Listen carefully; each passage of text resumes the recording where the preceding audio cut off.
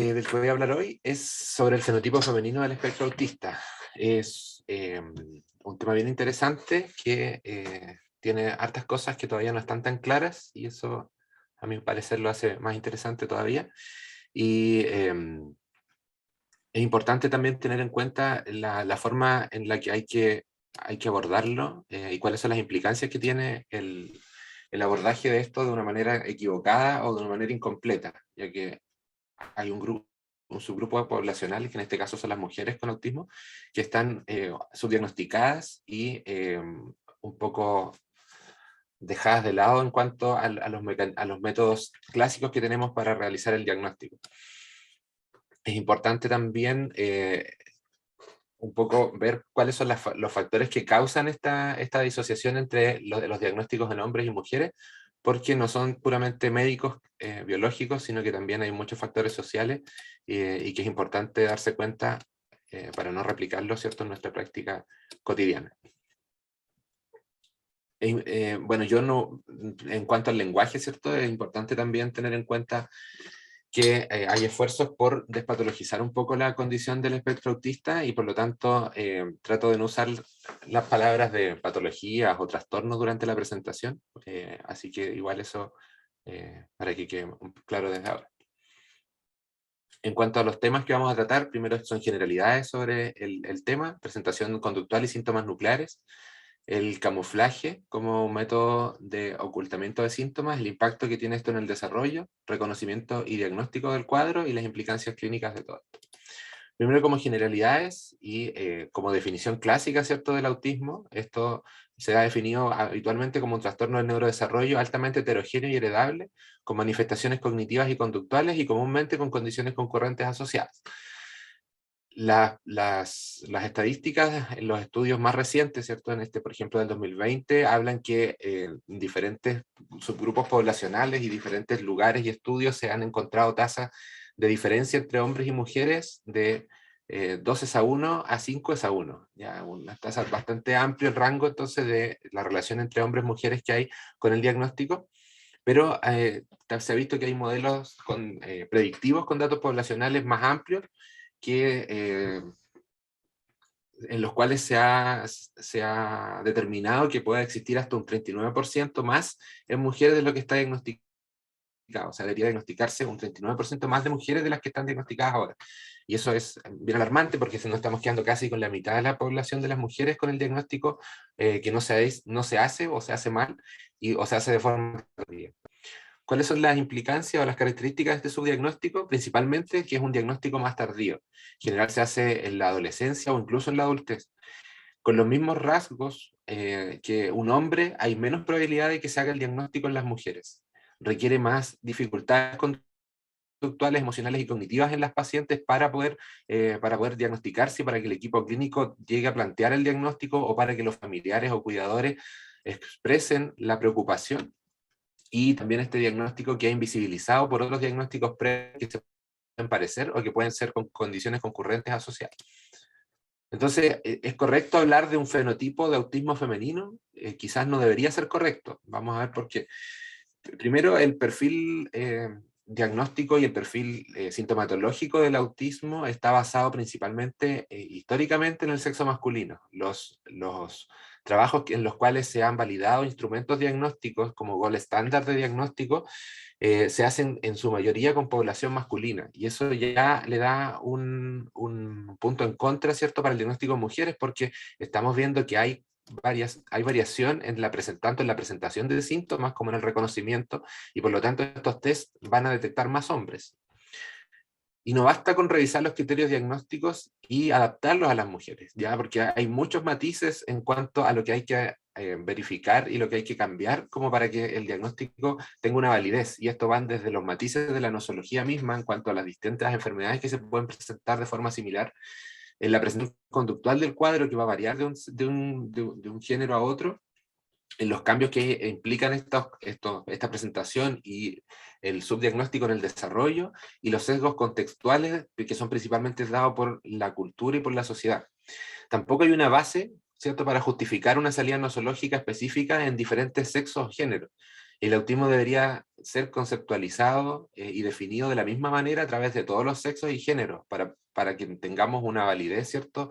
A nivel, una validez como más abstracta, a nivel como de consenso diagnóstico, porque no podemos hacer un diagnóstico distinto para hombres y para mujeres, eso no tiene una base científica, y por lo tanto el adaptar criterios y dejar un diagnóstico como de autismo femenino y otro de autismo masculino, sería algo totalmente no fundado y no basado en nada, porque tampoco tenemos bien constructos y agrupaciones de síntomas que estamos dándole una validez como de trastorno, como la mayoría de los casos, ¿cierto?, en la especialidad, pero en este caso se repite lo mismo. ¿Y cuáles son los problemas básicos para establecer esta diferenciación? Primero, que los estudios de validación de instrumentos, como decía yo previamente, están basados en población principalmente masculina y por lo tanto con más probabilidad de encontrar hombres con los síntomas descritos.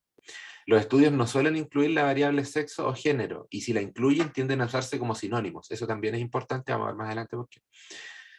Y las mediciones estándar de los constructos a través de los test validados en individuos, se hacen en individuos ya diagnosticados, ¿ya? O sea, estos constructos, que son como agrupaciones en fondo de manifestaciones o patrones de manifestaciones, sirven para reconocer la condición, y son más o menos los mismos que se miden a través de todos los tests que están validados. O sea, yo, si estoy midiendo un paciente, estoy utilizando el A2, por ejemplo, o el ADR, voy a estar midiendo lo mismo en los dos pacientes. El problema es que estas mediciones y estas validaciones, como se han hecho con hombres, no estoy aportando datos distintos fuera del perfil estándar de diagnóstico que se hace con los hombres, y por lo tanto, independiente que yo aplique todos los instrumentos en población femenina, probablemente voy a tener el mismo sesgo de estar dejando fuera algunas mujeres por su presentación conductual, que varía con los hombres. ¿Cuál es esta presentación conductual, cierto? Vemos que hay diferencias en varios niveles con los síntomas nucleares en cuanto a hombres y mujeres. Y los patrones de diferencia van a ir de acuerdo a la edad, el nivel de lenguaje y la capacidad intelectual. Por ejemplo, hay estudios donde se ha mostrado que hay escasas diferencias en este grupo de síntomas que en inglés, ¿cierto?, las siglas RRI, que son las conductas, intereses repetitivos y restrictivos. Hay escasa diferencia en esto, en la comunicación e interacción social, en el nivel cognitivo y en el funcionamiento adaptativo en individuos con lenguaje mínimo, o sea que obviamente tienen menos capacidad para, o sea que van a ser más llamativos y por lo tanto más fácil de identificar, en lactantes y preescolares con diagnóstico precoz, que probablemente van a ser personas que tienen síntomas de mayor intensidad, y en niñas jóvenes en estudios a gran escala, ¿ya? O sea, en estudios a gran escala donde se han ocupado los test diagnósticos y los instrumentos que se ocupan en general para la población de manera habitual, ¿cierto? Y que por lo tanto van a detectar, como son a gran escala, van a detectar un subgrupo de población de niñas que van a tener una presentación más, entre comillas, típica de la enfermedad y más parecida a la de los hombres. Y por lo tanto, en estos estudios, ¿cierto?, donde hay escasa capacidad de comunicación en los pacientes con lenguaje mínimo, en personas de diagnóstico precoz que probablemente van a tener síntomas más intensos, y en niñas y jóvenes en estudios a gran escala donde se van a pesquisar perfiles más típicos de autismo, no van a haber diferencias mayores en cuanto a los síntomas nucleares. Pero se ha visto que una de las cosas más consistentes en cuanto al diagnóstico, la diferencia diagnóstica entre hombres y mujeres, son las menores manifestaciones de este grupo de síntomas de los RRBI, ¿cierto? Y esto va a ser en niñas pequeñas sin discapacidad intelectual y en adultas, incluyéndolas con diagnóstico tardío. Y eso es importante porque en el fondo las personas que tienen, las mujeres que tienen mejor capacidad intelectual y las que no se hace diagnóstico precoz porque probablemente los síntomas fueron mejor llevados durante la infancia o invisibilizados, se va a ver que se presentan efectivamente de manera distinta a la de los hombres, que la principal manifestación a través de varios estudios, ¿cierto?, es la menor presencia de este criterio diagnóstico de los síntomas de conductas e intereses repetitivos restrictivos. Entonces, este grupo diagnóstico parece ser algo llamativo, ¿cierto? Primero. Entonces, esto se ha visto que es un constructo amplio y que tiene diferencias en los subdominios. O sea, los detalles dentro de este grupo diagnóstico de estas conductas e intereses van a ser distintos en la presentación entre hombres y mujeres. Incluso en niños y niñas con la misma puntuación en los test diagnósticos, se va a ver que aún así hay diferencias en detalles dentro de esto y por lo tanto requeriría alguna revisión según varios de los autores. En las niñas generalmente hay menos conductas restringidas, repetitivas y estereotipadas, y más conductas compulsivas, autolesivas y dificultades sensoriales, más que en los niños. También hay otras diferencias, ¿cierto? Esto ya un poco a nivel de los síntomas nucleares. Las niñas tienen mayor participación en conversaciones recíprocas, hay intereses restringidos que son más aceptados socialmente y compartidos, hay mejor desarrollo en la expresión verbal, sin embargo, va a haber una igual incapacidad de comprensión de las expresiones no verbales, va a haber una mayor imaginación y mejor capacidad de iniciar amistades, sin embargo, también con mucha dificultad en mantener estas amistades, y también hay una mayor concurrencia de condiciones afectivas asociadas. Entonces, aún así, lo que tenemos en la práctica diaria son los métodos de estándar de medición y diagnóstico, como el ADR o el ADOS, el ADOS-2, ¿qué pasa al aplicar estos métodos? ¿Cierto? Hay un fenotipo femenino del autismo que es más consistente en el diagnóstico tardío, ¿ya? Y que estos test no lo van a detectar en las niñas pequeñas. Y los instrumentos diagnósticos no captan un subgrupo de mujeres sintomáticas, a pesar de que estén sintomáticas, como hay muchos de estos ítems que se basan en el reporte de terceros, muchas veces estos síntomas van a estar invisibilizados y las niñas van a estar teniendo síntomas que no van a ser aparentes, ¿cierto?, para otras personas. Se ha visto que este fenotipo femenino del autismo se ha venido dando ya en los estudios, ¿cierto? Se ha venido reconociendo, y también hay muchas otras cosas que han ayudado al reconocerlo, ¿cierto? Y que muchas de estas tienen que ver con textos autobiográficos, de experiencias de vida de mujeres que han tenido esta condición y que no ha sido diagnosticada o que han vivido con ella hasta la adultez, ¿cierto? Y que la observación clínica no ha logrado detectar. Y se ha visto también que hay otros métodos cuantitativos, como la Social Responsiveness Scale, que es una escala, ¿cierto?, que mide las interacciones sociales, donde se mide más en forma cuantitativa la cantidad de síntomas, y que se ha visto que a veces ocurre que hay niñas y niños con la misma cantidad de síntomas y los mismos puntajes en esta escala, y que a nivel de los métodos de medición estándar, como el ADOS-2 o el ADR, van a aparecer diferentes y van a aparecer niños con más diagnósticos, ¿cierto? Porque estas escalas están basadas en categorías diagnósticas y no necesariamente solo en cuantificación de síntomas. Entonces, estas diferencias están dadas por bases biológicas ligadas al sexo, o son normas de género predominantes en el contexto cultural. Son las dos cosas, ya están unidas estas dos dimensiones, y vamos a ver por qué. En los métodos de medición estándar se han encontrado diferencias, ¿cierto? En el ADR hay un estudio este es un estudio bien interesante, que vio la diferencia en la presentación de los síntomas nucleares del autismo en subgrupos de femeninos y masculinos, en el fondo.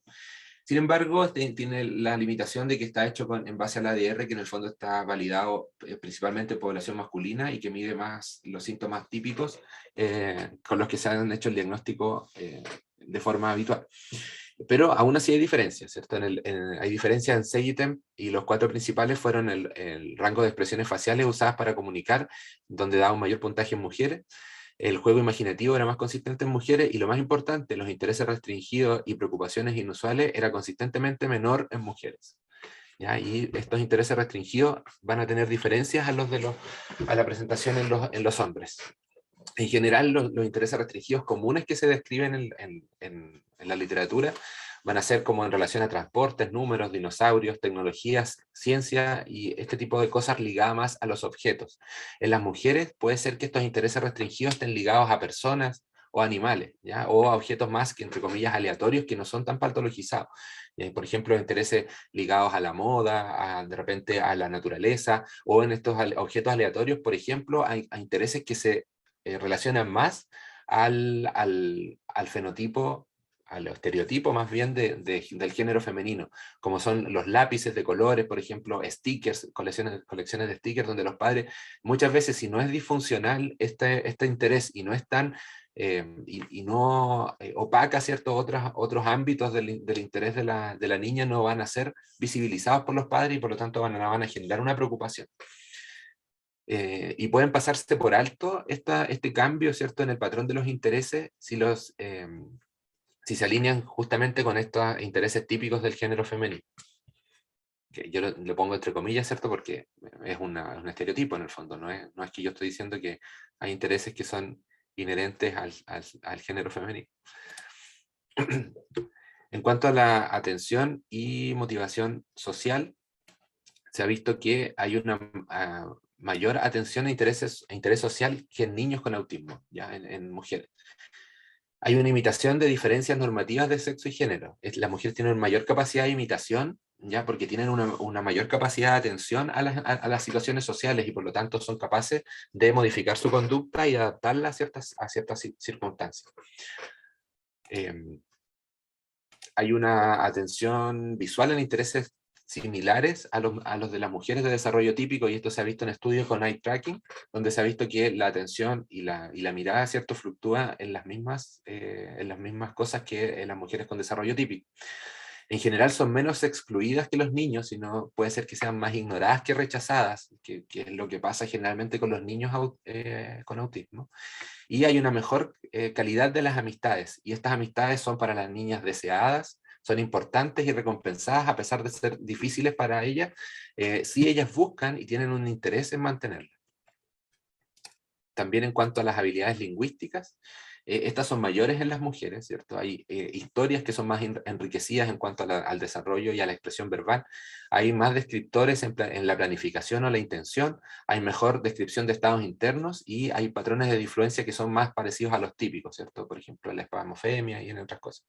Y esto también hay una mejor imitación de las diferencias normativas del género en cuanto a las habilidades lingüísticas, a las inflexiones de la voz, a los gestos, ¿cierto?, al comunicarse, y esto también es un círculo, ¿cierto?, que se potencia en cuanto a que ellas imitan mejor las habilidades lingüísticas de las mujeres de desarrollo típico, y además esto les permite, esta mejor habilidad lingüística, que probablemente tiene también un componente no solamente social, les permite realizar una mejor imitación.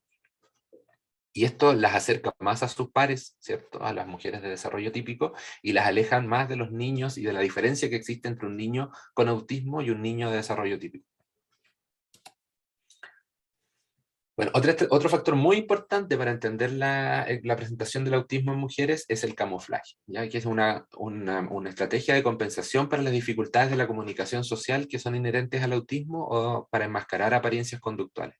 Esto va con el interés o con la intención, ¿cierto?, de mejorar el funcionamiento de la escuela o en el trabajo y de obtener amistades o aceptación por los pares. El camuflaje, ¿cierto?, se realiza de distintas formas, ¿cierto? Muchas de estas habilidades tienen que ver con hacer contacto ocular durante las conversaciones, usar frases aprendidas o bromas preparadas, imitación del comportamiento social, nuevamente, ¿cierto? Es muy importante esto de la imitación, disminuir el volumen de la voz, adecuarse a los espacios personales y no hacer comentarios personales de otras personas. Y esto es adquirido mediante el feedback que reciben las niñas de experiencias en las cuales, por ejemplo, no lo han hecho mal y otras personas les dicen que no se habla tan fuerte, que se aleje, por ejemplo, o que no se le deben decir, hacer comentarios a otras personas sobre su físico, o con la imitación, ¿ya? Que en el fondo también tiene que ver con uno de los puntos del camuflaje. Y esto tiene una base no solamente social, y una base biológica bien importante, ya. Esto se ve bien enredado, voy a ver si lo puedo explicar. La corteza, primero, la corteza acá, la prefrontal ventromedial, se especializa en la adultez en la diferenciación de sí mismos con otros, ¿ya? Donde hay una mayor activación en el procesamiento autorreferente que en el centrado en los demás. Por lo tanto, cualquier juicio crítico, o sea, o intento de describir a otra persona o a sí mismo, se va a ver que hay una diferencia en cómo se activa esta zona del cerebro. Y en la unión temporoparietal derecha, está especializada acá en la adultez también, en la mentalización por sobre los juicios físicos de otras personas, ¿ya? Y entonces se realizó este estudio, que es bien interesante también, donde se pedía a personas adultas o adolescentes que estaban diagnosticadas con autismo, que hicieran juicios de otras personas o que pensaran en estados mentales de otras personas y de sí mismos, y se vio cómo se activaban estas áreas. Entonces, acá esto no está en números absolutos, sino que está marcado como diferencia. Vemos que en cuanto al juicio de sí mismo versus otros, en los hombres había una menor activación de esta área que en relación a las mujeres, ¿cierto? Donde vemos que las mujeres con autismo tenían incluso una mayor activación que las mujeres con desarrollo típico de realizar juicios sobre sí mismas, y por lo tanto tenían una alta, un mayor autorreconocimiento. Y en esta zona de acá, que es la que está encargada de la mentalización, ¿cierto? Vemos que los hombres de desarrollo típico tienen una tremenda diferencia en cuanto a la activación con los hombres de desarrollo típico, y en las mujeres con autismo tienen incluso más activación de esta área que las mujeres de desarrollo típico. Entonces vemos que biológicamente hay una diferencia en el funcionamiento. También se calculó acá, por ejemplo, el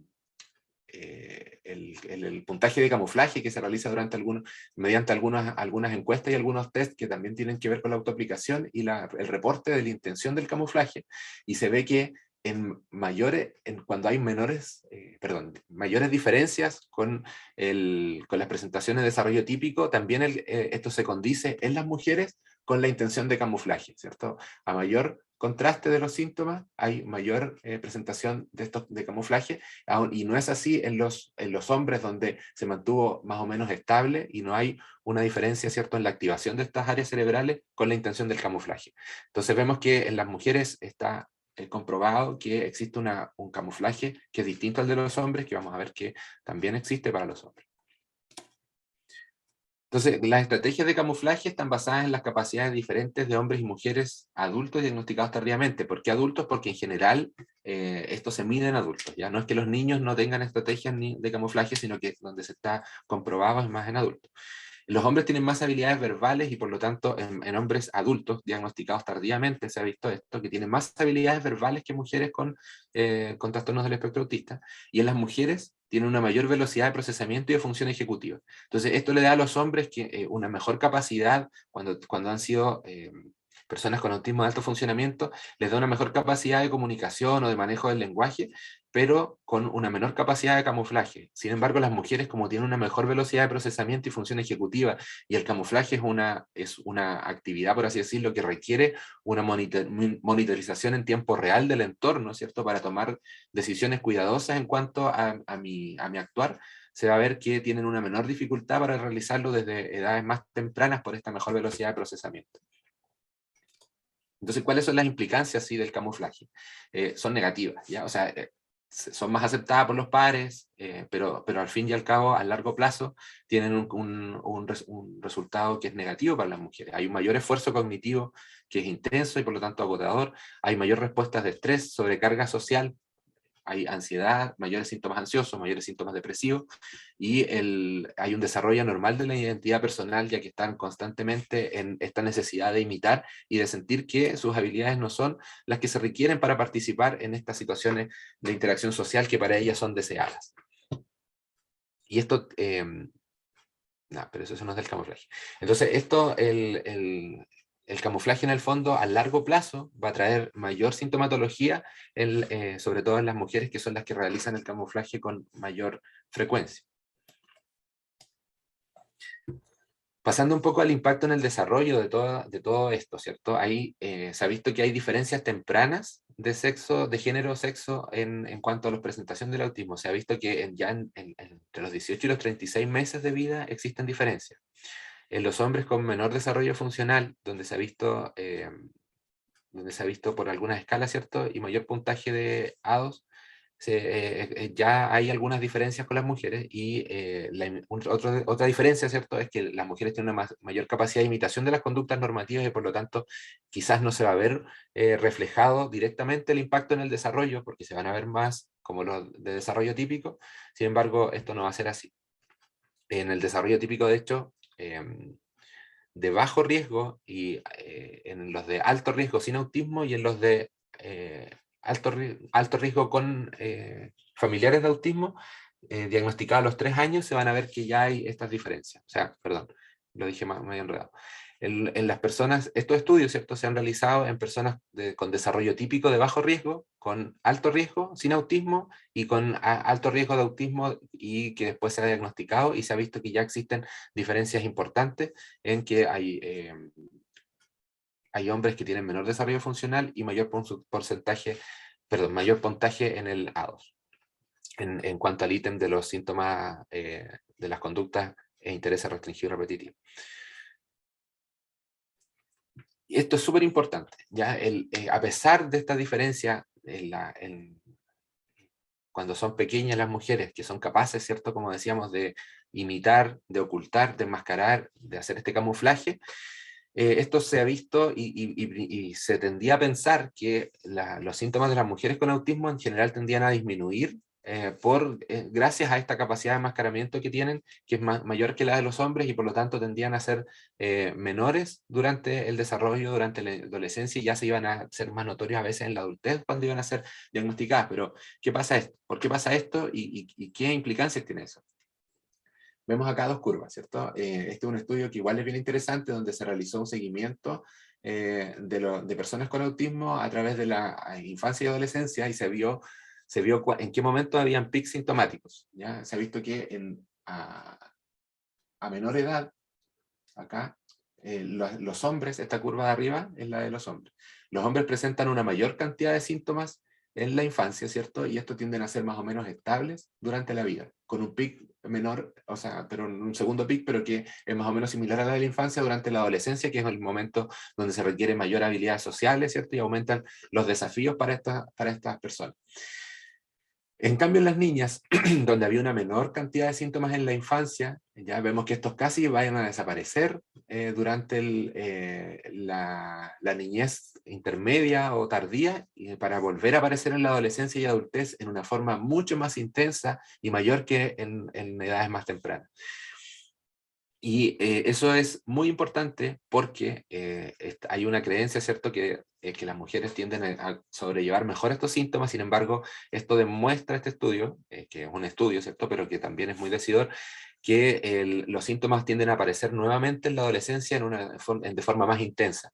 Y esto puede tener una múltiple causalidad, ¿cierto? Una de las cosas que se piensa es que hay una poca intervención durante la infancia en los periodos que son más críticos para lograr cambios en el neurodesarrollo y por lo tanto adquieren menos habilidades que las van a preparar para estos desafíos que se encuentran en la adolescencia de tener una mejor relación con otras personas, trabajar, ¿cierto?, en cuanto a los códigos sociales, en cuanto a las habilidades sociales y habilidades cognitivas, lingüísticas, etc. Entonces, el enmascaramiento sirve durante la infancia para acercarse a sus padres, para mantener una mayor funcionalidad, pero este mismo enmascaramiento, este mismo camuflaje, las hace ser más predispuestas a tener peores síntomas durante la adolescencia. Y eso explica un poco esto de acá, ¿cierto? Que es una de las cosas que yo decía al principio. Este es un estudio que comparó, ¿cierto?, la relación entre hombres y mujeres en el autismo a través de los distintos grupos etarios. Se ve que en los niños, ¿cierto?, hay más de 5 hombres por cada una mujer entre los 9 de 9 a 11 años, ¿cierto? Entre los 0 y los 9 a los 11 años. Entonces, no es que después les dé autismo a las mujeres, sino que probablemente hay muchas mujeres en estos grupos etarios que no son diagnosticadas y que son diagnosticadas cuando empiezan a aparecer los síntomas intensos y este segundo pic sintomático que veíamos en este gráfico de acá. Y eso es terrible, ¿cierto? Porque en el fondo estamos dejando muchas mujeres, muchas niñas sin tratamiento en los momentos críticos, que son en estas edades más pequeñas, y que eso hace que posteriormente estos síntomas que habían sido llevados de una manera bastante buena gracias a sus habilidades cognitivas, intelectuales y su procesamiento y capacidad ejecutiva, después ya no sean suficientes y van a generar mayor sintomatología en la adultez. ¿Cómo vamos a hacer entonces el reconocimiento y diagnóstico? Esto tiene que ser, es una parte fundamental, ¿cierto? Tiene que haber una interpretación del entorno. Esto depende, ¿cierto?, de la interpretación del entorno, que en el fondo de los padres, de los cuidadores y del equipo clínico. Y van a ver, y va a estar modificada, y va a estar alterada, ¿cierto?, más que por los factores biológicos, por sesgos de expectativas y por estereotipos de género. ¿Cuáles son los problemas? ¿Cierto? Que el retraimiento social, por ejemplo, en las mujeres muchas veces se visualiza como timidez. En cambio, en los hombres se va a visualizar como una falta de respuesta, que es uno de las banderas rojas, ¿cierto?, para hacer el diagnóstico. De hecho, los criterios del DSM-5, todo el criterio 1, habla de todo esto de la falta de respuesta social, verbal, etc. La ansiedad está generalmente normalizada en las mujeres, ya siendo esta una de las enfermedades con mayor, unas patologías psiquiátricas con mayor prevalencia en las mujeres en la población general, y los estereotipos de género potencian esta imagen, ¿cierto? Diciendo que las mujeres son más emocionales, entre comillas, y previniendo así una mayor indagación en el origen del síntoma, que muchas veces tiene que ver con factores nucleares del autismo. Los padres de hombres se ha visto que consultan más por la preocupación de la condición que los padres de las mujeres, y que generalmente se tienden a normalizar estas conductas en las mujeres pequeñas, dándolas como conductas habituales para el género. Se ha visto también que cuando hay menos problemas de salud mental concurrentes en la etapa escolar en las mujeres, porque tienen mayores logros, ¿cierto?, en cuanto al acercamiento a los pares, esto también oculta un poco la condición, y estas tienden a aparecer mayormente en la adolescencia y en la adultez. Y por supuesto mantienen una mayor proximidad con sus pares, y esto las hace ver menos patológicas, ¿cierto?, y más neurotípicas que los hombres con autismo. Perdón. Este estudio a mí me pareció súper interesante, y que busca un poco acabar con estos estereotipos de género. ¿Ya? Es un estudio que se realizó dando varios casos clínicos a personas de la población general, y viendo cómo respondían y si es que patologizaban ciertas conductas o presentaciones del espectro autista, dependiendo si eran hombres o mujeres, y viendo si es que les parecían más graves en hombres o más graves en mujeres. Y el estudio sugirió que no habían diferencias percibidas cuando se trataba del género, ¿ya? Pero esto tiene un sesgo bien importante que lo detallan ellos más adelante, ¿cierto? Pero sí hay una diferencia en cómo se percibía el futuro, ¿cierto?, de esta persona a los 15 años, si es que iba a ser, eh, eh, qué probabilidad había de que fuera más parecida a sus pares, o menos parecida, o rechazada, o no rechazada por sus pares, y ahí sí hubo una mayor tendencia a responder que las mujeres que tenían igual gravedad en los síntomas que los hombres, a futuro probablemente iban a ser menos normales, entre comillas, que las personas con desarrollo típico. ¿Y qué pasó acá, cierto? Esto fue, en fondo, una hipótesis. La hipótesis de los investigadores era que iban a haber diferencias percibidas en cuanto al género en la presentación de los síntomas. Pero el problema es que esto se le pidió a la gente que viera cuál parecía más grave. Entonces la gente se fijó en los síntomas más que en el género. Por lo tanto, el estudio era demasiado explícito en cuanto a la presentación del autismo. Por lo tanto, las personas no estaban buscando presentación en género distinto, sino que estaban buscando gravedad de síntomas, que no es lo que se hace en la práctica habitual, ¿cierto? En las familias, por ejemplo, que tienen hijas o hijos, donde no van a estar preocupadas principalmente en el buscar síntomas, sino que en los roles que la sociedad le impone a los niños y niñas. Por lo tanto, en la segunda pregunta, ¿cierto?, que era cómo se ven, cómo predice que va a ser a futuro la relación de estas personas con sus pares, esto sí es más implícito, porque aquí sí entra en juego el pensar cómo lo va a aceptar un grupo de niñas o un grupo de niños. Ahí las personas sí tuvieron esta respuesta que fue sesgada, ¿cierto?, por los estereotipos, porque los síntomas eran los mismos, y aún así las niñas salieron como que iban a ser con mayor dificultad y más distintas a sus pares.